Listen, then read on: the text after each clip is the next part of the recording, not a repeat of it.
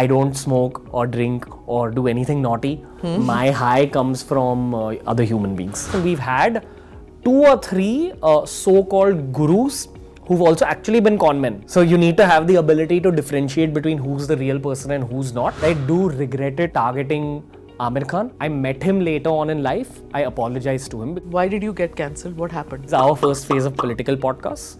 I do feel I was a bit of what we call a noob. The one thing I've learned about the political landscape of our country is that it's heavily scrutinized. Would you like to interview Rahul Gandhi? I would actually. I'm open to it. We've reached out to a lot of the Congress politicians who have rejected our invites because they have this impression that I'm on the BJP side and I'm going to destroy them. How do you see this whole influencers, how young kids now are looking at that as a career? The negatives are a lot of money and fame early on. The second negative is very short-lived careers. We've seen 19-year-olds take home 20 lakhs a month. That's just unfathomable money for that age. Yeah. They also lose motivation by the time they're 22, 23. Who's the person you feel that I have to get him or her on the show? I'm genuinely running the show at this point to get you, Virat Kohli. This episode is being filmed in Mumbai. My guest today is Ranveer Allahbadia, popularly known as BeerBiceps, India's favourite YouTuber. Ranveer's podcasts are avidly watched by youth across all audio and video platforms. Ranveer covers a variety of topics such as fashion, finance, fitness, motivation and self-development. He has a very engaging style and simplifies complex issues. In fact, he gets trolled often for oversimplifying stuff. And then there are people who get grossed out over some of the topics that he discusses, like occult and aliens. Thank you, Ranveer, for being part of the podcast. I'm looking forward to this conversation. As viewers and listeners would know that I've appeared on your podcast, so I'm really looking forward to this conversation where I grill you. I'm looking forward to it. I'm also looking forward to another episode with you because you were one of the nicest people to podcast with. Oh, you're sweet. So, I have a number of questions to ask you, but before all that, the last time that I met you was at that the wedding of the year, wedding of the decade, wedding of the century. I don't know what to term it as, the Ambani wedding. I saw you there, and you even did a show on that. What was your impression about the wedding? Tell me. Very memorable from a personal standpoint. And from a Punjabi standpoint, no? Yeah. You always look forward to events like that. Huh. Also, in terms of how intense YouTube and our schedules with shoots get, we pretty much shoot every day. So my social life is very, very minimal other than these kind of interactions. So this is that once in the year moment where I got that kind of relief. And this is literally the best possible scenario for a social event in terms of the people you're meeting, in terms of just the whole experience of it. Very, very memorable. The scale was something that I'll never be able to get out of my head. I'm sure you feel the same. It felt like, I was there at the reception only. I wasn't there at the other events where, there weren't too many Bollywood celebs the day I attended the reception. And it was like the G20 event, if you know what I mean, like that showcasing of Kashi and things. It was more like an India event. Yeah. Also, just want to take this opportunity to say that we're not paid to do this. Yes, zero. I think I made that podcast very naturally because the way life works as a content creator is that you have a certain life you're living in terms of your human experience. You have moments where you have emotional spikes. And usually for me, it's been 9 years of content. If I have an emotional spike, my immediate response to that emotional spike is turn this into content. So I was feeling so overwhelmed. I thought, wow, I have to create this piece for the internet. Now I don't know what kind of PR exercises went on, but I definitely wasn't part of those. Yeah, true. So, but yes, 9 years of creating content, as you say. It's like being a journalist. You were like a journalist there. Because when you're looking at something, you're not just looking कि मैं शादी attend कर रहा हूँ या मैं event attend कर रहा हूँ. You are looking more कि my God, this is masala for content. You know what I mean? It's like a journalist. For everything that we go, it's like a story. How are you different from a journalist mentally? What do you think? I think I'm slightly more immature. Let's start there. No, I'm kidding. I think, honestly, the way content creation works is that there's an aspect of it which is not sustainable. I don't think it is the kind of career where you should tie yourself down to that occupation for your whole life. It can get pretty gruesome. It can burn you out a bit. I've made peace with it in terms of I've kept like a deadline for myself, which is roughly another 9-10 years. I feel I'm at half time right now. I'm only going to do this for like another 9-10 years, and I really enjoy it. That's the other aspect of it. So there's really high highs and really low lows. Also, I think in terms of content creation, the way it's different from journalism is that the kind of content a journalist has to go about is very current affairs related, is very geopolitically related, etc., etc. Like it's about the news. For us, I personally feel every content creator has their own domains that they tackle. My domain is emotions rather than like just current affairs. So even if we're doing a political podcast, if we're doing like a podcast related to geopolitics, I'll always try to tie it with human psychology and human emotion. So this sauce can spread itself to any domain. I think that's the fundamental difference for me. But in saying that, someone like Nitish Rajput, Dhruv Rathi, Think School, all these guys, they're more inclined to the current affairs side of things. So every content creator has their own style of going about it. I do believe it's a much more casual job than journalism. There is a responsibility attached, but it's far lesser than what the responsibility related to journalism is about. Like, quite fascinating when you say that I give myself itna time to do this. Like when I was your age and I was getting into journalism, video journalism, because it was just a start of video journalism at that stage. It was called video because wo VCR pe hota tha, but it was the start of that. And my generation, I think, kind of drifted into it. Wasn't working in this watertight compartments of ki. When I reach 30, I will do this. When I reach 40, this is where my career is going. So I find it fascinating that you're already decided कि मैं इतने देर तक इतना करूँगा. That one point I want to ask you about. And the second, you said the highs are high and the lows are low. What was the low point or the lowest point that you felt, that what am I doing? Why am I doing this? Definitely the start. I think that was one very big low point because 9 years ago there was no concept of content creation in the world. So to go about the journey alone, that was a low. The other forms of lows are not the public trolling, online hate one gets. That's what one would assume from the outside looking in. It does affect content creators, but again, every content creator is very different from every content creator is different. So for me personally, the lows are always synonymous with the lows that we face in terms of engagement, primarily because I'm also paying a lot of salaries. And we end up getting some kind of a slight kind of financial pressure if the views and engagement goes low. The way I've always looked at content creation is as a business first. So for me, my low moments always that one moment or maybe 2 moments in a year where we see a little bit of a drop in engagement. Often it's not in our hands. Sometimes just, for example, January, every year, the engagement drops. Sometimes July, every year, the engagement drops. This is something we've seen over the last 9 years. And I know this by this point, but every time we see a slightly less amount of engagement, it does affect you on a psychological level, even now.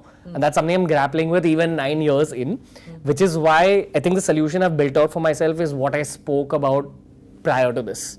In terms of whenever you feel an emotional spike, just turn it into content, focus on the process, do it for yourself first and foremost, because there's a very big luck factor in this job as well.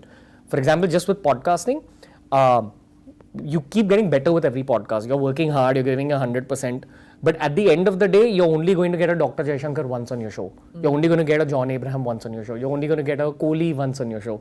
So that's not in my hands. We've built out an infrastructure, we've built out a machinery, but there's a very, very big luck factor at play. So you are governed a lot by factors that are not in your control. That is the lack of ease for me in this occupation. I feel it's quite unstable, it's quite volatile. All one can do is build infrastructure and be ready for the good moments. you have conversations which may not get you the numbers, but they're amazing conversations when when you're doing it. Like, at least that's my experience, that sometimes I would do a conversation I'm fascinated with, I'm really happy with the conversation, but it may not get me the engagement, it may not get me the numbers. So that's a low, because your team will say ki isme to number nahi aaye, but you've done a good conversation. So how do you balance it? Do you feel good, bad? How do you feel about it?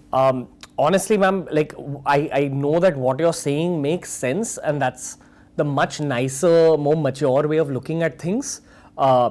It's just that I've not reached that stage of maturity to some degree where I do tend to get affected by a lack of performance, a lack of results. Because primarily for me, over the last 9 years, the turning point was where we became extremely result oriented. So by year 6-ish, I sat down with my core team and we decided that for us, it's going to be all about engagement and growth after this point. And that was the big turning point for me as a content creator. I just think that that's a working hazard for me. That's how my occupation works. You have to kind of target constant growth for your YouTube channel, constant growth for your podcast. And again, that can be a bit of a double-edged sword, because it's great, it will happen if you align yourself towards it. But in the phases where it doesn't happen, in the phases where things don't work out because of luck or destiny, etc., it will affect you. You really believe in luck, destiny and all playing a very important role? I definitely do, because of the people I've met on the show, primarily. I think we've done about 800 episodes. So it's been a very intense learning journey. And I'm not very focused on career advice or on, subject matter, much more focused on human emotions and human stories through my work. So this has been one of my learnings, that at least for 90% of my guests, destiny and luck has played a role in their journeys. And if you take a step back from your own journey, this is what's worked for me. I've always noticed that the turning points always had a bit of a luck factor, a bit of a destiny factor. Yeah, true. Sometimes you feel itni mehnat ki par wo nahi chala. And some of your guests say that too in their interviews, that we worked so hard on this film and it didn't work, and some were at a breeze, but it clicked. So yeah, luck plays. And I mean, even for you to start, this wasn't what you imagined. I guess you'd be doing podcasting. Your education was taking you on a different line. Your parents being doctors, they would have expected a different line in their careers, in their career plan for you. Can you imagine me being a doctor? No, I can actually, because you're so experimentative that you would have been fabulous even as a doctor, I feel. Yeah, I love biology, love the doctors we have on the show, especially when we're talking about neuroscience or something like that. But I had an innate fear of blood while growing up, and that was the primary factor because of which I didn't take up medicine. And that was a little bit of an issue at home, but my parents were also kind of relaxed. I think both my parents are very creative people, and their parents were doctors and engineers themselves. So they didn't get to pursue the creative passion. So when I reached that age 22 mark after engineering college, they weren't okay with me kind of taking an alternative path. Again, I've said this a lot, but my dad had sat me down and told me that take a month after engineering college, I'll provide for you. And after that, you're going to have to provide for yourself. We're not going to pay for your food. We're not going to... Wow. Yeah, like all my expenses, the pocket money, it stopped. Fortunately for me, I'd earned a little bit of money from my internships, and I'd started earning money through fitness training. So during engineering college, I became a certified fitness professional. And right after engineering college, I did an odd job. Like I worked in an engineering factory, figured out stuff, figured out how business works. And then immediately after that conversation with my father, I figured out how to begin a career as a fitness trainer. And I earned a lot of money back then for a 22-year-old, but invested all of it in YouTube. So that's how the YouTube journey began. And in retrospect, thank you, Dad. Yeah. I guess it takes a while to figure out when your parents throw you into the swimming pool, ki tairna seekho, or tell you to get into their career. I mean, most parents would want to protect the kids, if they've gone through struggles, to see that it becomes easier for the children. But then there are some parents who feel that that's not the right way. Kids need that getting into the swimming pool without knowing how to swim, ki tairna waise seekho. There are various ways of parenting. I agree with what your parents did. I mean, I would do the same with my kids, or I kind of liked it with my what my parents did. Similar kind of training, that it's your hard work. And I didn't take money either from my parents ever since college, like do it on your own kind of a thing, you know.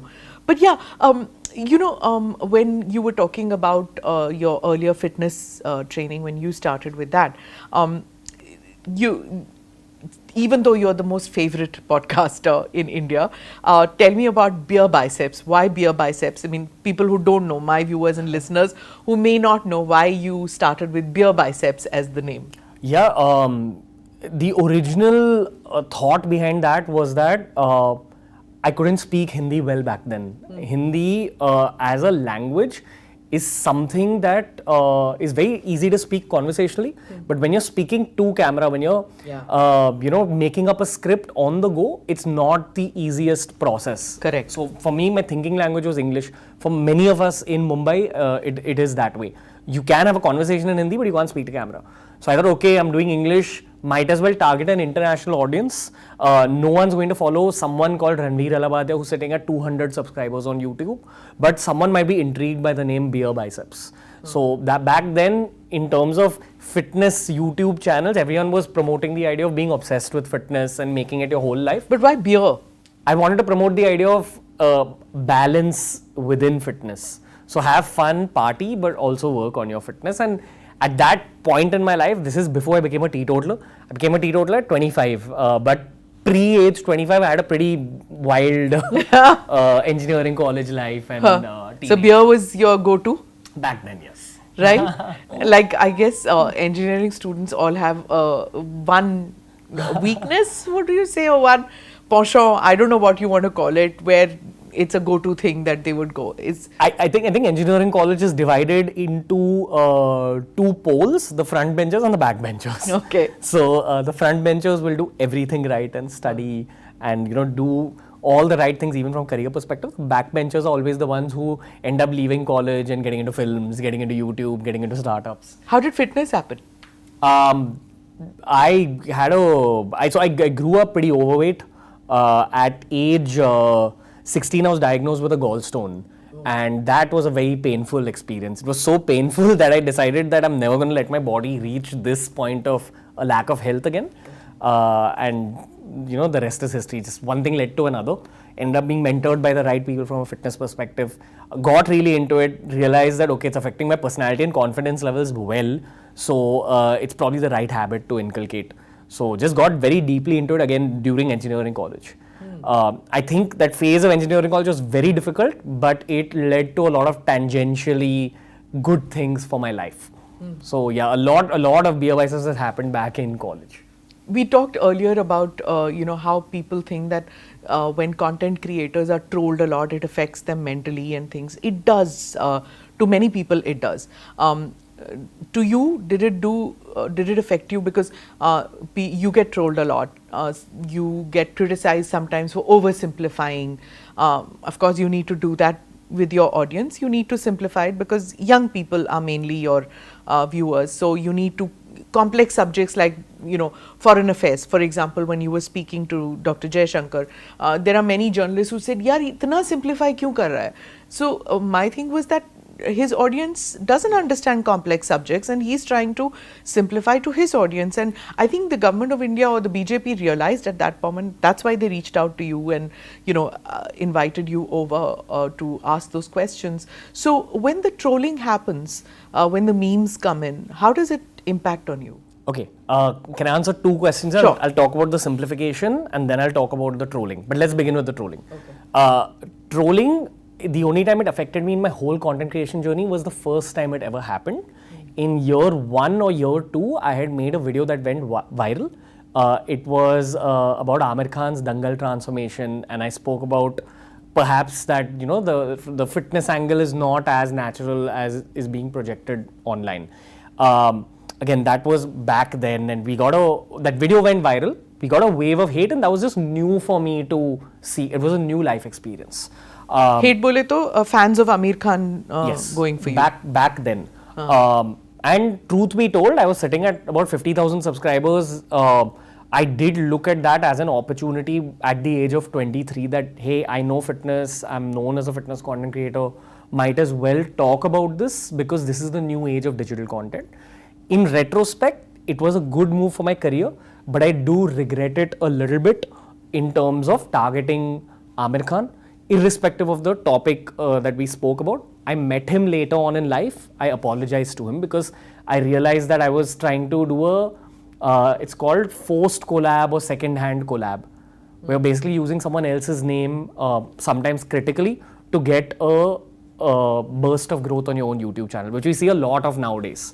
These kind of forced collabs. Yeah, sure. So anyway, that was the first time hate affected me, and fortunately for me, the thing is, again, I go back to engineering college, you go through a lot with your professors and your classmates. It's a very competitive environment. It's a very crab mentality oriented environment. So you go through a lot in those 4 years. Without expanding too much on this aspect, just go watch Three Idiots. That's a softened version of the things that happen in engineering college. So I do genuinely believe that you become pretty stoic at the end of those 4 years, and that's what's helped me throughout my journey. I see a lot of content creators getting very, very affected by online trolling, hate, etc., etc. For some reason, I think I've just like blunted it out over the last 9 years.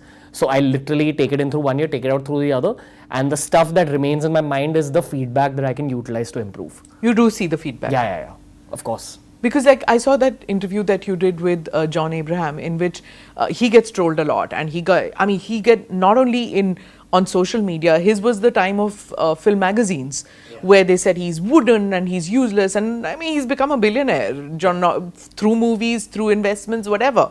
But the point is, he said that I don't care. They can write what they want. If that was to affect me, then I wouldn't be working.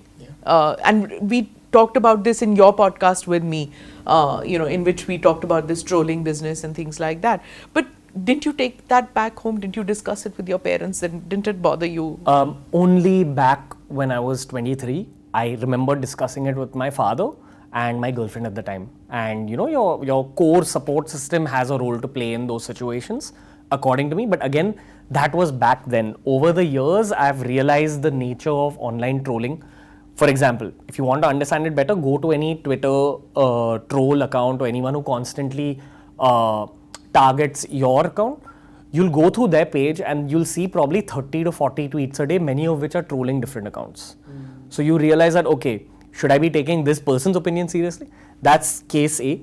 Case B of understanding trolling better. So I have spoken about things that I shouldn't have spoken about in my past, like 5 years, 6 years ago when I was 26, 27, just starting to use Twitter, giving an opinion on something where it's not really required for a YouTuber to give an opinion. Gotten trolled and cancelled. Back then, cancelling had just become a new thing. This is back in the lockdown.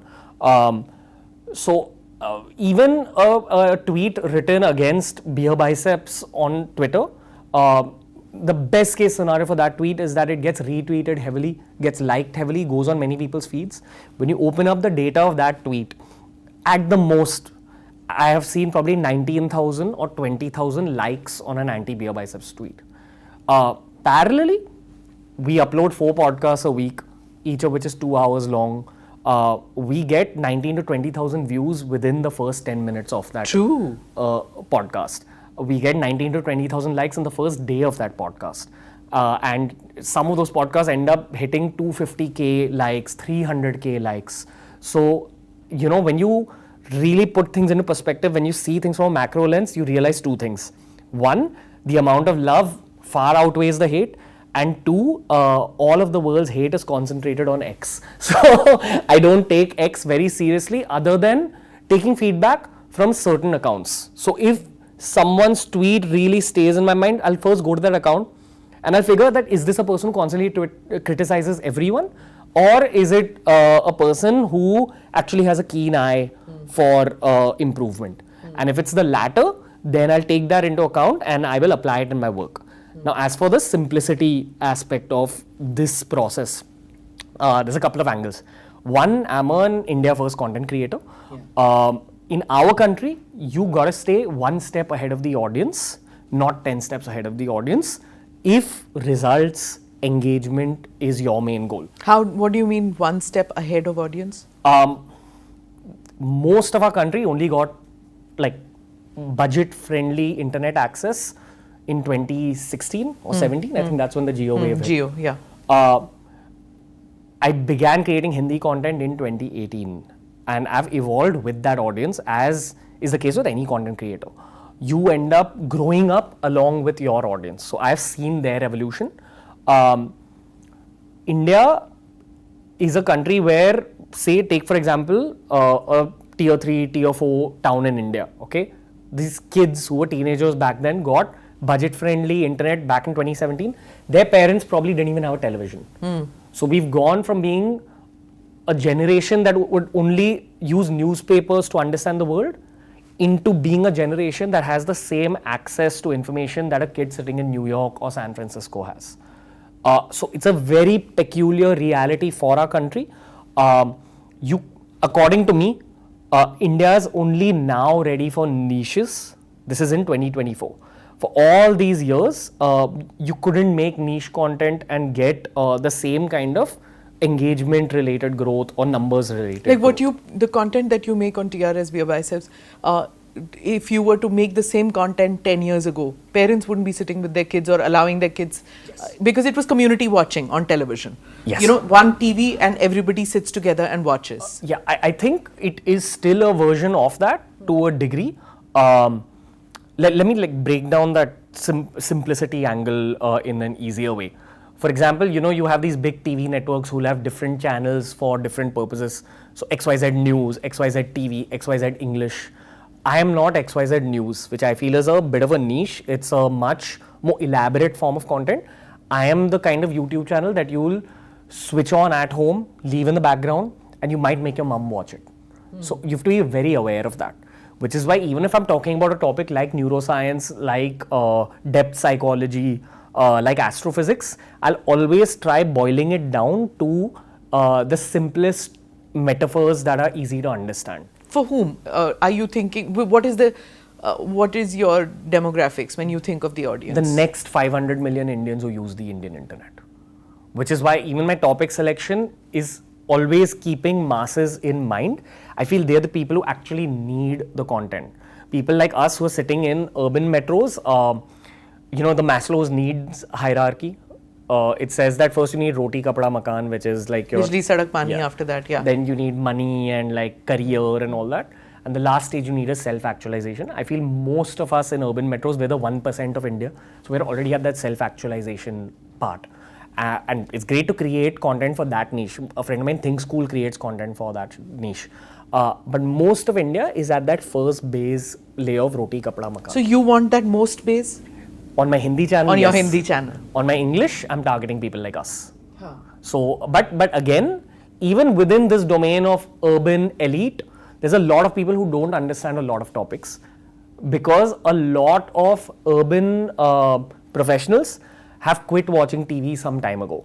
So they've turned to YouTube and they do want to learn about geopolitics, they do want to learn about even national politics, but they want to learn it in a very easy way. So for me, I know that with my English channel, my main audience is, it changes every 2 years. We have a new cycle of targeting a different kind of audience. So during this cycle, our target is older women on the English channel. And we consciously, create Thank content. you. Especially when you get the John Abraham kind on your show. Yeah, but yes. The Hindi is the family audience. Yeah, but see, 2 years ago when I was starting out podcast, I was like, how do I change? Because I had a rigid style of doing things for so many years, and you have to keep changing, right? And so I had a journal style of doing. I love your podcast. Thank like you. Even you know, the way you bring the food in the middle, and like it's like something again the conversations go very, very deep. Like I view your podcast from a place of self-actualization again. And when I want to get into the depths of a topic, I'll open up your podcast. So then I was recommended that watch TRS. So I started watching you, and I was researching कि कैसे बोलने का style, easy बोलने का style. not stressed out that I have these points and these points have to be, because that's how a journal is, right? I have 20 minutes, 20 minutes mein what, where, when, how, why, ye sab aana hai, I need this, I need to concentrate and figure out where India stands, where America, where Pakistan, where I need to bring in all these aspects. And if I'm doing a political interview, a certain framework. But then I saw your style, it was very easy. And I was like, he's so aram se having these conversations. So I learnt a lot by watching you, and then other podcasters. I watched American podcasts because their journeys have been different and their style of conversation is different. I also feel that audience is completely different, ma'am. Like, Yeah. like I tried aping the American audience Nahi for the hota. sake of our stuff. It's not the same at all. Yeah, but then it's interesting how you see they don't have the diversity which we have in our audiences, in our guests, in the language, in the food, in our even our emotions. Yeah. Topic selection. Topics, like we began with a wedding. Yeah. You know what I mean? We began with that kind of thing. So I feel that the content that you create, it's very diverse. So did you decide initially itself that मैं पूरा gamut I will go through, not just in language sphere, but sphere like astrophysics se leke human development, entertainment, sports, everything? You didn't want to get restricted at any point of time? Yeah, and that's primarily because in my first 2 to 3 years of content creation, I just targeted health and fitness, and I saw how limiting that was for my own vision.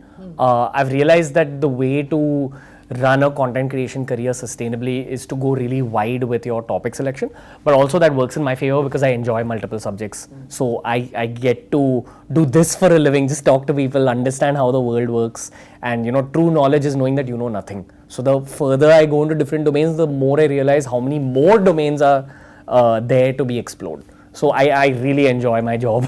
It's growth as an individual also, no? Yeah, ma'am, thank you. I think you understand that because you're a podcaster yourself in so many ways. Like now, that's what I'd actually categorize you as. And this is a very deep learning journey. Like, I've not gotten an opportunity to express myself as much as I'd like to over the last 5 years, and I intend on changing that. We started the podcast because I'd run out of content between 2015 and 2019. Everything that I knew, I had put out for the world. So in 2019, I had to go down a different route. I thought that, okay, let me start talking to people and just learning more. It's been 5 years since then. So I've learned a lot about a lot of different domains. And I think very soon I'll be entering a phase where I become a bit of a teacher as well rather than just a student, because I have a lot to say to the world which I've not got a chance to. And again, the bottom line here is I really enjoy my job. So like, this ability to have a sense of creativity attached with video as well as have all these deep thoughts and then express those thoughts through YouTubing and through videos and through podcasts, it's a very fulfilling feeling for an individual. But you get the guests to your studio. I've noticed that you don't go out there. Is it difficult to get people onto the studio? Do they like throw tantrums? Hum nahi aayenge? It does happen. Often I've had to have a conversation with people and tell them about the process that we have. Like it is a bit of a creative process in terms of I want to actually chill with my guests before the shoot. Like I remember even when you had come over, I think we'd had a cup of tea or something. Yeah. We just spoke randomly for a bit. So I do ulta. I don't do that. I've noticed that my kind of guests, or they're slightly different from the profile of you get. If I have the conversation with them beforehand, then on air they don't speak because they feel hum baat kar to chuke hain. We have already said this. But you have a different process. Yeah, I think I took up this job primarily for the fun aspect of it. I'm talking about podcasting, not content creation. Content creation I took for my career, but podcasts for me were a passion project, and it's become what it's become. I don't smoke or drink or do anything naughty. My high comes from other human beings. So like I really enjoy meeting new people. My social battery does get drained out after weeks work, but I'm ready to go again on Monday because I really enjoy speaking to all kinds of people, and I'm getting to meet the best of different industries.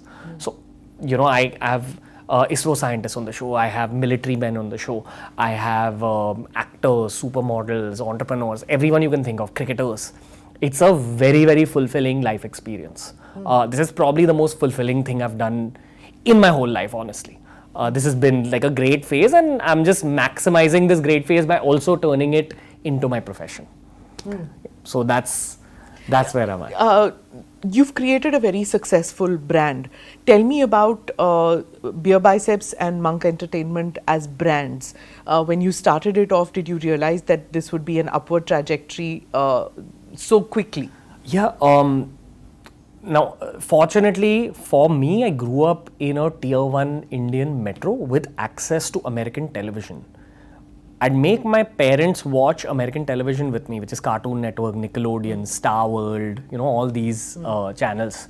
And my parents couldn't relate as much as myself and my sister could. And I realized that the gap in thought was that we were really intrigued by the kind of branding on these shows.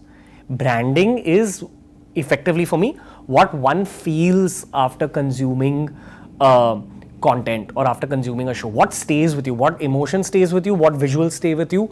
And how does it affect your own sense of creativity? So I remember when we were conceptualizing BeerBiceps, the reason I started this YouTube channel was because I was working on a fitness startup, which was going to be like an Uber for fitness trainers. So you could sit at home and like call for a workout. I'd gone to a potential investor after designing my whole UI UX, all the app was designed by me. Went to the investor. He said that this is a nice idea. You're going to need help in marketing, so might as well start a social media handle and YouTube channel. So within 3 days, 2 to 3 days, I actually began shooting my first video. But in the span of those 2 to 3 days, I thought of the logo, I thought of the music I want to use, I thought of the colors I want to use. That aspect of thought came from my childhood. Because when you watch even something as simple as WWE, every Indian boy my age has grown up seeing that. There's so many aspects of branding within that stay with you forever. So if I talk to another 31-year-old Indian man now, both of us will be able to relate a lot to the cartoons we've seen, the shows we've seen, the sports we've seen growing up. And this is one thing I feel our country can learn very well from America. Every country can learn from America. That's the hub of branding in the world. I just tried bringing some of those concepts to both BeerBiceps, which is a memorable name. You immediately think of the logo, you immediately think of the color, you immediately think of what the brand stands for, as well as Monk Entertainment, because entertainment says that we're probably in the media field, it's probably a fun young company.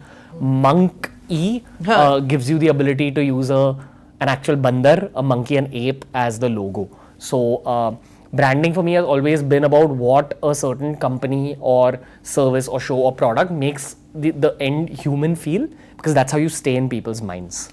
Differentiation. That's another thing which is important. Whether content creating or whether brand, you need to keep your brand separate from the others. How did you do this? Because now it's become a very crowded space as compared to when you started off. Everything that we spoke about branding right now, I feel that was a big aspect of it. That a lot of people still don't know my name, and that works in my favor. People just know me as BeerBiceps, which is very good. That happens to you when you go out? A lot less with time, because our Hindi brand is consciously called Ranveer Allahbadia. It started 3-4 years after BeerBiceps launched, because I thought that, okay, I'm going to target the urban audiences and the Western audiences through this English channel, but let's play a different game on Hindi. So dilution नहीं होता है when you do this Hindi audience के लिए कुछ और English audience के लिए? BeerBiceps अलग, TRS अलग, Ranveer Allahbadia alag. Yeah, I mean, it has an upside and a downside. The downside is exactly what you said, in terms of maybe people tend to get a little confused initially, but when they actually explore the ecosystem we've built out, there's effectively only 3 out and out brands. There's BeerBiceps, there's Ranveer Allahbadia, and then there's our IP, our show. Like for example, my niece knows you as BeerBiceps. Yeah. My aunt will know you as Ranveer Allahbadia. You know what I mean? Like in the same family, everybody knows you differently. Yeah. But I become a conversation at the dinner table. True. True. So that's the, I mean, again, upsides and downsides. I'm not an expert, but all I can do is relay what's worked for me. I toyed with the thought of dropping the name BeerBiceps because I don't drink anymore. I'm not into bodybuilding anymore. Couldn't drop it after a while. You're not a monk either. But so what, right? Yeah. I guess, at the end of the day, long-term branding is about reinvention, about showcasing different aspects of your own personality, especially in the world of content creators where careers are so short-lived. you got to bring freshness to the table constantly. And I think some time ago we were speaking about the lows. That's one of the aspects of the lows where you realize sometimes that the audience is getting bored of your style or bored of this thing you've created. So what's the next thing you're going to bring to the table? That's the big challenge of this career. Beyond just staying consistent, building out infrastructure, building out teams, the back end, all that. At the end of the day, content creation begins alone in your bedroom with just a book and a pen, and that's the exact challenge 9 years later. Yeah, because I'm sure your team does this too. Kuch naya karo yaar, kuch naya karo. Just to shake the audience from a lethargy of the guys doing the same thing. Fir se wohi usi ko, So this naya karo, because like I said, it's become a crowded space now. So this naya is what then? You're asking about what's next? Yeah, content. Like how do you get the feedback that I am getting boring, I am getting dull in what I'm doing? Because that means that self-realization you got to bring in, that okay, I need to jerk my audience out of that sense that I am giving the same stuff again and again. Yeah, I think one will feel a sense of that themselves over the long term because you see a drop in numbers and engagement. I think that's the first sign. The second sign is when your team tells you something. The third sign is when people you look up to tell you the same thing. So mentors you have? Yes. I mean, that's the joy of podcasting. Again, you meet so many cool people. Some of them you end up staying in touch with. So that's when you have to switch things up. I also genuinely believe that there's so many podcasts in the country now. I think only 10% of the total will end up surviving in the long term. And this 10% will be the ones that reinvent and innovate. Why do you think they'll die out? Because it's exhausting. Yes. It's too gruesome in terms of stamina requirement. You need to keep going. Again, I keep saying this a lot.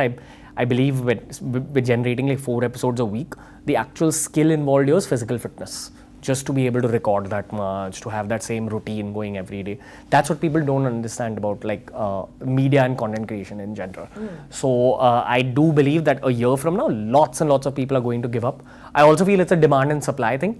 I think there'll always be space for new podcasters, but you need to bring something fresh to the table and you need to target domains where there is a natural demand from the audiences. So demand, and I would think that this trust and reliability in the brand, with whether it's with Monk or with the Ranveer Show, they need to trust you. They need to know that you're credible when you're doing the questioning, when you're doing the creation, when you're talking, when you're asking the questions. It's not coming from a sense of only the numbers. You believe in what you're asking. Is that important to you? I think the audience picks that up, ma'am. Again, just from a consumer perspective, when one is listening to a podcast, the experience for that consumer is that they feel like they're in the same room as the people who are a part of the podcast. And you can pick up a lot by listening to a podcast carefully in terms of when does the guest stay silent, what tonality does the interviewer take. There's a lot of subliminal things one picks up. So in the long term, again, we're doing 4 episodes, which is 8 hours of content put out every single week. I can't afford to be anything but myself. So I show my complete self on the internet, barring a few aspects that I believe one should keep private. There are some things obviously that I'll never talk about publicly, but a lot of the questions and conversations are the questions and conversations that would happen even if there were no cameras and mics and the person was giving me that much time. That's a little hard, isn't it, to put yourself out there? At least for me as a journalist, that was the first difficult thing, that padav, as they say, that step where you've got to put yourself out there, where you have to take away those masks and you can't hide what you are. In the podcast, you can't. Even a politician who comes on a podcast and a politician who goes on stage and speaks, in a podcast, uski asliyat nikal hi aati hai. And even the questionnaire, when you are sitting out there, you got to put yourself out there. Did you hesitate at points of time where you didn't want to put yourself out there? Bro doesn't hesitate is a meme associated with us. Again, I think just the enjoyment I get from this process works in my favor a little bit. I hear what you're saying in terms of is there a part of you that wants to hold back? Honestly, no. I know that I have one shot at this. I'm living like this one life, so I might as well just go ahead with it. Also, what works in my favor is that I have a very good back end team. So if I have actually said something which I shouldn't have said, which has happened in the past, nowadays we tend to remove pieces. Okay. Yeah. So there is a part that my team holds back, and again, this is the power of going in with a team mentality rather than just a solo mentality. So again, that's what works in my favor. But in short, I'm okay making the mistakes because content creation is such a long-term journey, and I've been cancelled so brutally on Twitter and bounced back. This whole process has taught me that, unfortunately or fortunately, the internet has a short memory, and you are known by your last piece of content. So you'd rather make mistakes, fail, fall down, be criticized, and then get back with a stronger punch. What were the cancels? Why did you get cancelled? What happened? I mean, the one that your audience and my audience knows pretty well is our first phase of political podcasts. I do feel I was a bit of what we call a noob in that phase because my thought was just to do an emotional podcast with the human being. I thought I'll consciously make it non-political in order to bring something new to the table. And that worked for me. But the thing is, the one thing I've learned about the political landscape of our country is that it's heavily scrutinized. There's a lot of people who are watching very carefully. And there's a lot of people who will get upset with what you're saying, irrespective of what you say. So that was one mistake. Which one was it? Jaishankar or Smriti Irani? All four of those. Piyush Goyal? The Piyush Goyal podcast, the Smriti Irani podcast, the Dr. Jaishankar podcast, and the Rajiv Chandrasekhar. Yes, No, Rajiv sir.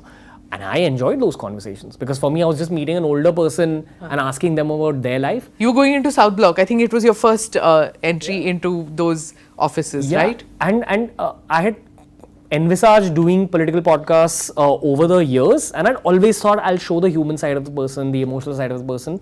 I realized that when one is talking to a politician, unfortunately or fortunately for them, you have to talk to them as a politician and not a human being because you owe it to like the public. So I think the kind of criticism I got back then was fair. People expected more from me at that point. They expected tougher questioning, which I've done in my follow-up political podcasts. I've brought on people on the pro-Modi side, asked them some tough questions. I've brought on people on the anti-Modi side, asked them tough questions. But unfortunately, that first phase of branding stayed that, oh, it's a soft podcast, etc. I believe there is no right way to podcast with a politician, but you can keep getting better at it. So I still want to bring out the emotional side, the human side of the person, but you have to hold them accountable for also, what they're known for. There's no winning in a politician podcast. I mean, if you have a guest as a politician, you will get trolled because his fans will get angry with you for asking the tough question, and those who are against him or her will get, that why didn't you ask this? Why didn't you ask that? Because everybody wants you to put that politician on the mat. That's not your job as a podcaster. If there are any politicians watching this, all I want to say is learn from Nitin Gadkari sir. He was the one politician who brutally gave it back to me as well, held me accountable, and we don't see enough of that. What did he do? What did he say? He gave it back. He stood up. He was very real on the podcast. He spoke about the reality. I think I'd asked him about last year's Himachal Pradesh cloudburst, if I'm not mistaken. Okay. And he said that I hold myself responsible. He took blame on himself. He stood up in portions, and that's what young audiences want to see from the politicians. We don't see enough of that. For me, a lot of the politicians are nicer to me off camera than on camera, which is very weird compared to other occupations. A lot of actors are much nicer on camera than off camera. No. Same with like other stalwarts of other industries. But with the politicians, I think that also Dr. Jaishankar to an extent, but I didn't get to speak to him very deeply because we had a time constraint on that day. But the Nitin Gadkari sir podcast has seen constant growth in terms of numbers, in terms of data, because he was very brutal up and straightforward, and that's why I think he's liked by both the pro-Modi side and the anti-Modi side. But also, when you were doing the interviews, it wasn't expected out of you from your audience, but then you got a whole new set of audiences because it was political interviews that you were doing. Do you regret doing those, and do you like not want to do political interviews anymore? I will do every single political interview that comes my way, honestly. I enjoy, again, exploring the world through questions. I know that there will be an aspect of trolling that comes my way, and that's perfectly fine. That's a forced collab. That's also giving me publicity in so many ways. And the trolling that actually makes sense, I'll be able to use to become better at my job and go even higher, even further. So, Who do you enjoy speaking to the most? Like, are these the motivational speaker kinds? Are they Virat? Of course, you liked talking to, and it was that high point in your life. And so, who? I'll tell you honestly that I don't like interviewing people I've adored as a like as a teenager or whatever. You had those heroes. You shouldn't interview them, in my view, because then the world comes crashing down. Yeah, I hear you. I understand completely what you're saying. But I think there's some subjects and episodes where I genuinely become a child and I do those podcasts. For me, again, I think this boils down to one's childhood. For me, it's the cricket guys. Like, I'm a big cricket fan. I enjoy those a lot. The second one's military. I think that's a whole aspect of Indian life that what CV Street, Civilian Street doesn't understand completely. So I love taking those stories out. And the third one are the spiritual podcasts, because when you talk to the monks, you realize that they're probably the only section of our society that's truly found something near to what pure happiness feels like. I can't get into that sphere. I'm still too much of a skeptic to get into I hear that. you. I hear you. Because I think a lot of our work as content-oriented professionals boils down to your own story before, the public life with cameras began. Yeah. How do you go with a clean slate? Because for me, I still can't shed that. I'm more a science person than a spiritual person. And I get asked that also. Like, I will do the ritual. I will do the spirituality in person. But I cannot do a podcast, a conversation on that. I'm deeply spiritual, deeply religious, and I will do the traditional stuff, everything in my private life. But to have a conversation is hard for me on that. For you are able to switch very easily in that. I admire that in you. Thank you, ma'am. I have a mentor called Sid Roy Kapoor. He's a film producer, and he was one of our early high-profile podcasts. And he said that don't leave this process because you have a gift. And I said, really, this is a gift? I didn't know that, just speaking to people and bringing out things is a gift. And that's I remember Vidya Balan saying that really, like, you had this conversation with him about it. Yeah. So I don't have an answer about why it's easy for me, but again, I find it as easy to talk to Nitin Gadkari as I do to talk to Gauranga Das Prabhu or anyone like that, because I just think there's something to learn from everyone. I look forward to those conversations first and foremost, because I do get really tired of shooting as much as I do.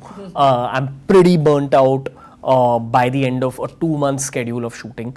I don't have much of a social life, and I genuinely look forward to these spiritualist conversations. What I also want to say is that in the last 3 years, we've been podcasting for 5 years, but in the last 3 years, we've had about 37 or 38 rejected podcasts that we've recorded and said that, sorry, we can't put this up. Or they are stopped midway because, I'm sure you know this, ma'am, because you've interviewed so many people. By the 45-minute mark, you can pick up the bullshit of a person. Yeah. You can tell that, okay, this person's bullshitting, or this person doesn't have actual subject expertise. So my first gut is, if that's happening, I will pause the podcast, and behind cameras, I'll tell them, hey, this is what I need from you. Usually only 10 to 20% of such situations redeem themselves and become better podcasts after that. But 80% of those situations turn into rejected podcasts. And we've had 2 or 3 so-called gurus who've also actually been con men. And I've picked it up because they're not answering my questions, and they're not answering very simple spiritual questions that another spiritual leader can answer pretty easily. And these so-called con men get upset if I challenge any of their beliefs. Seriously? Yeah. So, you don't expect that from someone who's that spiritually evolved. Tell me an example without giving the name if you don't want to give the name. We had, I won't give the name, Atharva, who's my producer, is behind me and he's smiling. He knows exactly what I'm going to talk about. We had a very high-profile bureaucrat who was on the show recommend a particular guru. And I had deep respect for that bureaucrat. So I said, yeah, so for sure, like I'll have this person on. Now, I don't know why he recommended this person, but this particular spiritual guru, he came to our house where I shoot my podcast, and his two helpers, sadhvis, old ladies, they came up to me, and the moment I came out of my room, with the door, and then I come out and meet my guest, they came up to me and they said, shh, don't talk too much. So I was like, just praying. So I said, okay. And they had gone to another room in my house and set up the whole room. They put flowers all over the floor. They had laid out like pieces of cloth from that room to the podcast studio for this guy to walk on. They had put stuff in my podcasting room. They had like put flowers and they put fragrance in my podcasting room. And you have a nice fragrant room, and it's got very nice vibes when you have. So what was the need to do all that? I think it was just, honestly, I think it was to intimidate me a little bit that we're getting this guy on your show. So I sat in front of him, and within the first 45 minutes, I realized this guy's not answering anything.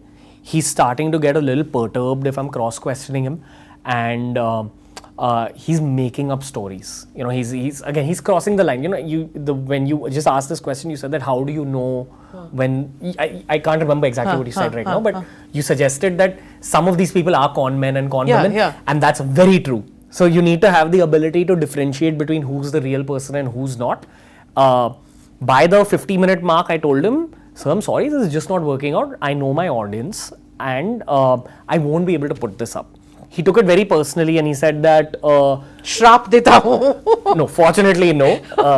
With people like this, even the shraps or the curses don't really work, because it comes from, these shraps or blessings always come from a place of internal power, and internal power takes years to build out, not these kind of stories to build out. So he just said, I'm not going to give you my time again. I was like, sorry sir, whatever. Always leave people with a sense of respect, even if you're rejecting them. That's just how my mom has raised me. So even if someone's conning me or if someone's not giving me a great podcast, I will very respectfully explain to them why I can't put this up on my YouTube channel. Okay, I haven't canned any podcast so far. Even though I'm sure you felt like it though. Yeah, oh yes. Midway through, like, kitna gas kar raha hai yaar, matlab, and invariably it's politicians, and I know that they're doing it because it's the party line. Sometimes they don't believe in what they're saying, but they've got to, because it's the party line that they are promoting, and I know they're lying, and they know that I know that they are lying. But kya kare, they have that compulsion, so I might try to peel that, but they have to, and sometimes they are very aggressive. And then you'll see in the comment section, Dekha, she's been put down. And that glee that people have, that the interviewer has been put down. Also, what I sense is our audiences in our country are getting smarter. So when someone's going to get onto a podcast and start bullshitting, I think the audience is at a point where they can pick up on the bullshit. At least I've noticed this in terms of, we've also had politicians who've come on and lied a bit or dodged questions. And yes, there is fanboying and fangirling under those podcasts, but there's also a lot of calling out the bullshit. I think it works against the politician to come on this format and bullshit. They can probably bullshit in a short 15 to 20 minute piece. No one can bullshit over the course of 1 hour. And putting down a person who's asking the questions. That is something which is short-lived talimara. They'll get a lot of adulation for those few days or max a week. But I think in the long run, they lose out on goodwill. Because what is our job? Our job is just to ask the question.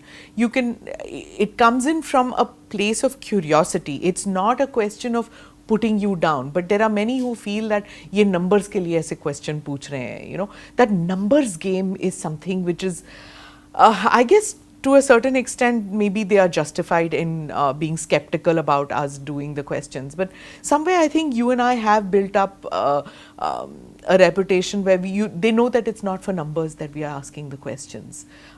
It comes in from an honest space when you're doing the questioning. With you, I've seen that many times people troll you for being in awe of your guest. But I see an honesty when you are in awe of your guests. are you told by your team, "Aise mat karo, don't give this hero worshipping kind of look"? I think it used to happen earlier, and I really tried incorporating that feedback from my team early on. But when you meet the person that you've grown up idolizing, there is a part of you that breaks down as a media professional, at least for me. Now, parallelly, after doing 800 episodes and speaking to all the stalwarts I've spoken to, I think I'm finally at that point where I won't fanboy on anyone other than Virat Kohli. Okay. But other than him, I don't think I'll break down with anyone, because I've realized that everyone's a human behind that garb of great branding. Who's the person you feel that Abhi, I have to get him or her on the show? That's a quest I haven't done. It's just Virat Kohli. When I get Virat Kohli, I will begin. You've done Virat Kohli, haven't you? I've not had him on the show. I've met him. Huh. Oh my God, you've spoken about him so much. I thought you've done a Virat Kohli podcast. Not yet. It'll happen. You've done Sachin? No, not yet. Okay. And I love Sachin Tendulkar as well. I think I might fanboy when he's in front of me as well. But I've really tracked Virat Kohli's journey since I was a 12, 13-year-old when he played in the under-19 team. And I remember seeing him win the under-19 World Cup and going to my mum and telling her that there's something about this guy, I don't know what it is. He's going to make it big. And I've seen like almost every innings of his, especially from his early career. That person has had a big impact on my own life. And I literally am doing my podcast to be able to be in the same room as him and have him on the show at How some point. cute is this? And I know that when he's on my show, I will begin losing interest in my podcast. So I'm at this point, maybe it's a false sense of motivation or some kind of false target that I've set for my own brain. But I'm genuinely running the show at this point to get you, Virat Kohli, on my show. Who else other than Virat? Who else would you think? I would love to do Shah Rukh Khan. I think that's something that's going to happen as well. He's such a brain and a half. Yes. I've seen some of his interviews. I haven't interviewed him either, but he's brilliant. In all his interviews, he comes across as somebody who's so intelligent in his answers. He perceives, even while the person is asking the question, he knows which way it's going. And I think when you podcast for a living, when you speak to people for a living, you gain this ability to look through the person during another interview. So if you see him doing an interview with someone else, you understand what his mentality was there. I think there's maybe 10 layers of him that are hidden, that are not yet out for the public. And what's out there right now is his art that he has kind of created over 3 decades of being the superstar that he is. So I really want to sit down with him and have that human conversation with him and unlock what I wish to unlock about him, which will happen through deeper questioning. So again, this is like what I have envisaged for Shah Rukh Khan. And I'm going to do the same with Prime Minister Modi. I feel like no one has asked him about how he feels about being himself.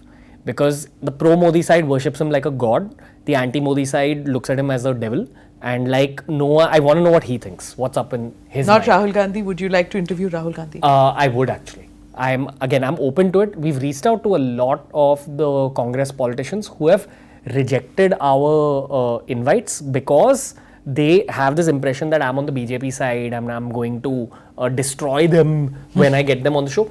So I am very much open to bringing the Congress side of politicians, but I've always seen that around politicians there exists this entourage of people who create the opinions within the politician's mind. And I'm pretty certain that even in these cases of rejection, it's that entourage which has told them, hey, this guy, he's actually going to destroy you, so don't be on his show. I think it's working against them to not be on my show. True. So again, this is an open invite. I'm saying it publicly. So I hope that So something as pans an out. interviewer, who are the other interviewers you would, when you are just watching, would you watch competition, or do you like somebody's style that you watch that to improve your style or to get a new style? Who do you watch?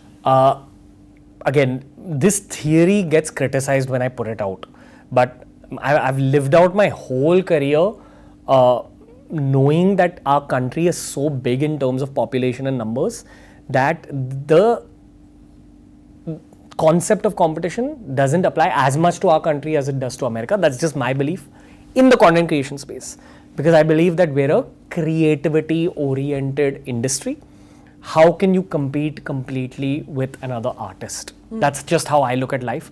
This is something I learned from my first professional mentor. His name is Tanmay Bhatt, who created AIB. Yeah. And people would assume that Tanmay and AIB are competing with the other comedy houses. And he told me this very early on, that purely in terms of numbers, there can be 20 of us, everyone can make money, everyone can grow. That's how I look at this domain. In terms of Indian podcasters or interviewers who I love your show. I watch a lot of Samdhish. I think his style is very whack. Yeah. Though whatever, he may get criticized and all, I think he's one of the most fascinating. It's a different take altogether. Yeah. I love some of the Lullan Top stuff. I think that's very deep. That's more my style. You know, it's like it goes layers deep. There's also someone called Gaurav Kapoor who runs a very popular cricket show. It's called Breakfast with Champions. So that's the one I look forward to. Kamath? Yeah, of course. I mean, so when I'm having low moments in my career, a call will go out to Nikhil Kamath as well. And we've had a lot. I've known him for like 3 years now because I had him on my show once. Then we just stayed in touch. I have about 2 or 3 people who I'll call to ask for advice. So that's John Abraham, Nikhil Kamath, and I have a cricketer friend of mine. Why do you think Nikhil Kamath started with podcasting? It's not for money, certainly. So why do you think he did that? I know him really well. I've hung out with him a lot. So I'll tell you what I think as not just a professional but also as a friend. He's one of the most well-read people that I know in terms of just the pure quantum of data that he has read in his life is more than the average person. It's more than most of the people I've had on my show. There's probably the top 1 percentile. So if I've done 800 episodes, there's probably 8 people I'd put in that category of knowledge levels. He's at that level of knowledge actually in his own head, and he's an introverted guy, doesn't express himself much. In that Maslow's needs hierarchy, he's also in that self-actualization part of it. He's just trying to discover life. He also understands the power of content creation and independently run media channels. So there's definitely that professional aspect where it doesn't harm anyone to have a bit of a digital following. You remember when I'd spoken about you on the podcast, I'd said that, you know, in terms of journalists, there are very few people who've transitioned into like new age media. It also applies to other professions. So there's very few business owners of his size who've transitioned into being a part of new age media. That's the professional aspect. But I genuinely believe he is just doing this to learn more about domains as well as become a more self-actualized human. People have different ways to do that. Personally, for me, it's spiritual conversations that I have with monks. For him, it's about learning how the world works better. And I think it's worked in his favor because he's literally become like the standout intellectual leader of the business world in our country. How do shy and introverted people put out such fabulous content where they put themselves out? How does that happen? I think they're better listeners than they're speakers. That's why they're shy and introverted in the first place. At least, and I'm not an introverted person, but I've noticed this about all the introverted people I know, that they're much better observers, and I think that that's the basis of asking great questions. So, again, speaking about Nikhil, one of the keenest observers that I've come across. Okay. And what about celebrity interviews, like for interviewers, for example, with Karan Johar getting the creme de la creme of the film industry on his show? Do you feel that it's this insider conversation? Then there's Kapil Sharma. Again, it's like an insider where they all know each other. It's from a same milieu that they're talking. Do you feel that that is great content? I'm personally not very into the film world. I learn about it for the sake of the podcast that I do. I used to watch a lot of Karan Johar back in the day because I feel like Coffee with Karan's early seasons used to be very controversial and very spicy. And it's a bit of a psychology exercise. Like, you can go back to the early seasons, see what people said about one another, and see how people's career tracked after that. Very interesting exercise for me. I've seen all the early seasons like inside out, but I think as my own life went about, I lost interest a little bit in the film industry. That's just for me. But also they want to be so politically correct. Initially they didn't, but now they get trolled for everything, and it impacts on their films, that the offers they get, if they get cancelled. If you and I get cancelled, nothing happens to us. We'll still create content, but they won't get films coming their way. Yeah, I mean, I definitely empathize with them over this. But again, I'm going to speak as a podcaster here. I really look forward to my OTT actors being on the show. When it's a superstar, I need the superstar to be slightly older because I feel that, I mean, there is definitely an aspect of what you're saying, that their films and their careers get affected by what they say online. But I do believe there is a nuanced way to talk about topics that I don't see too much of. I see a bit of it. I don't see too much of from them. So also, I don't like having people on the show when they have a movie coming in and then they want to promote that. You know, they come with this preset thing कि इसको promote करना है, then nothing more than that. I hear you. I think that some of them are really, really nice to talk to. Like, I've really enjoyed my conversations with Janhvi Kapoor because, again, she talks about life openly. She'll never say no to a question. Yeah. So, I think, again, we can't paint a very generalized picture. I said Sara Ali Khan, Janhvi, these are young actors who come across as thinking individuals and just not the, you know, people think that they are just actors. But they come across as very evolved humans, like in your show, both of them. I think that's how, if it were up to me, I would love all the film interviews to go down that route of exposing the emotional and spiritual side of a person. Because I do believe actors, in order to become good at their craft, need to be very, very evolved from an emotional and spiritual perspective. And I think Sandesh does this incredibly well with the actors he has on his show, because he asks them very unrelated to films questions. And that's what really reveals the true nature of a person. So I think we need more of that. See, you are not just you're an entrepreneur as far as Monk is also concerned. How do you see this whole influencers and their realm of you know, making impact, and how young kids now are looking at that as a career? How do you see that? I'll talk about the negatives first. The negatives are a lot of money and fame early on. The second negative is very short-lived careers. Like, Monk Entertainment is a 7-year-old company. We've already seen 3 to 4 generations of content creators. And the average career span is about 3 to 4 years. That's about it. So most people fade after the 3 to 4 year mark. So I personally believe very few content creators are approaching this as a profession. Very few of them, unfortunately, are attempting YouTube as a platform that they want to showcase themselves. Most of them gravitate towards Instagram. There's no harm in that, but that's also where the money is at, and it's a much easier game than YouTubing, according to me. But creating actual long form video, this is an art form, this is the craft, and this is the long term game that has worked for many of the people who've survived. So that's the basis of what I'll say. In terms of positives, obviously there's an actual impact that you can create in society, because by gaining numbers and engagement, you end up getting a platform for your voice, and you can actually change the world through your opinion. I think that's what one needs to work towards. Very few people work towards that point because the money and the fame is just insane at that age. Yeah. Like, we've seen 19-year-olds take home 20 lakhs a month. So that's just unfathomable money for that age. Yeah. They also lose motivation by the time they're 22, 23. And again, what I said about there being... Seriously? Yeah. There's an opportunity for about 20-ish people in every single domain to be the long-term stalwarts. For example, I believe that in our country, there is a room for 20 podcasters to run successful podcasts and make money through this process. I'd say the same for the comedy genre. I'd say the same for the beauty genre. But it's very difficult to continuously be a part of that pool. The main game is reinvention, team building, as well as handling your own psychology, not getting carried away by the adulation and glamour, and having a more long-term vision. And again, if it were up to me, I would nudge all of these top 20 people in each domain to start businesses rather than target the world of films. Each to their own, but I believe filmmaking, acting, production, direction, they're their own crafts, and unless you're deeply passionate about it, don't go for that. Stay in this game. There's much more money to be made. I believe we're only through with about 20 to 30% of the total market saturation in terms of... But the burnout at 24, that's like really young. It's what we've observed. I don't know why that happens.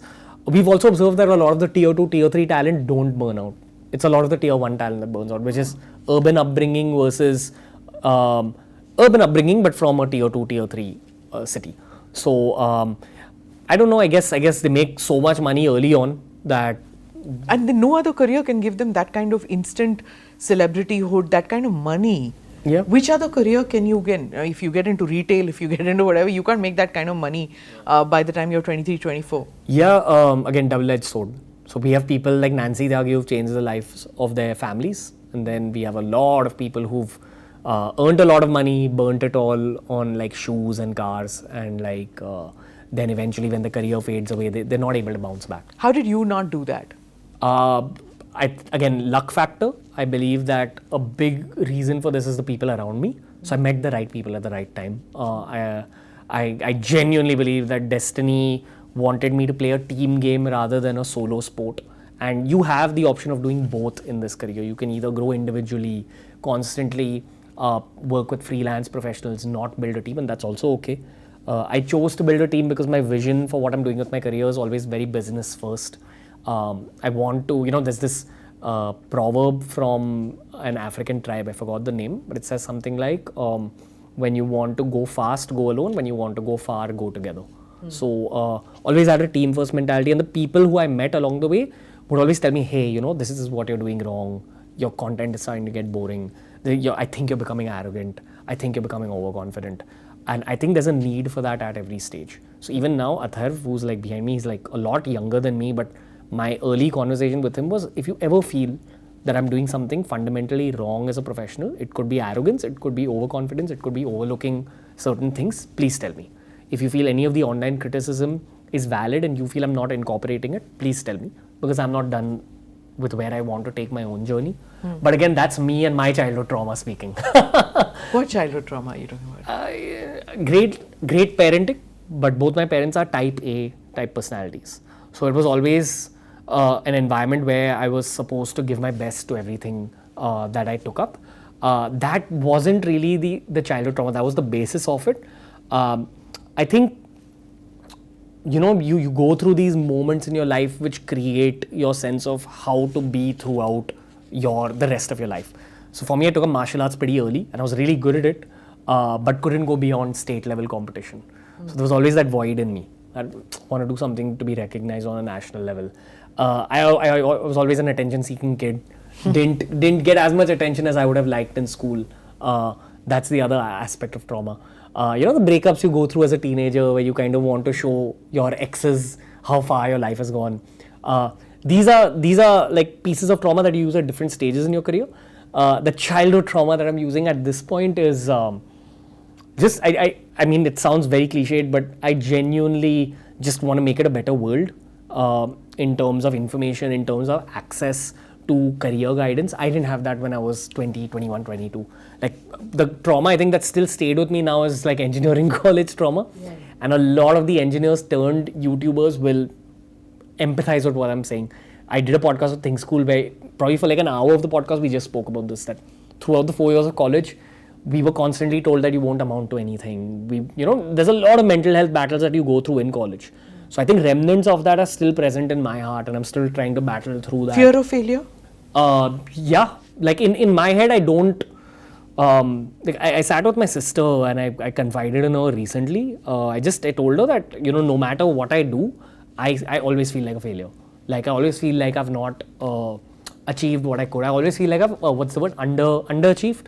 Like that's always a very strong feeling, and that partly comes from having type A personality family members, and I think that's actually a blessing in disguise. But it heavily is an outcome of the process of becoming an engineer in our country. So in your 11th and 12th, you're always told to target the top colleges like the IITs. You may study for it and realize that it's not your cup of tea. Then you get into a mid-tier college. You go then you realize that, okay, this is not what I thought engineering was. Classmates will bully you, troll you. Some professors, not all of them, but some professors will brutally bully you, troll you. All that stays with you. I think these are your formative years. So there is a sense of anger, a sense of a lack of achievement that does become a driving force. And then the thing is, when you realize that driving force actually works for you, you're not ready to completely let it go. So I have a theory, and I might be completely wrong, but my hypothesis is that after I become a father, I think I'll completely be okay. But until then, I'll always have a sense of not having achieved enough. So Yeah. It's hard, no, for people who are watching the show. They'll think, what? He's not achieved enough?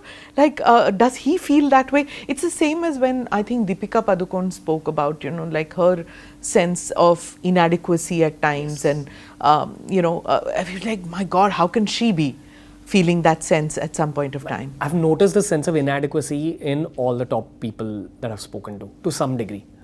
Ma'am, I say this with a lot of respect, but I've noticed it in you as well, and that's a big force behind your growth as well. The feeling that maybe your self-worth is really...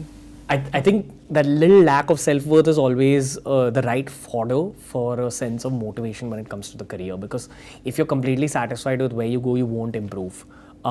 Again, there's a positive spin on this. You read this on a lot of sports people's bios on Instagram. They call it Mamba mentality. So one of the greatest basketball players of all time, Kobe Bryant, used to talk about this, that you just keep getting better every single day.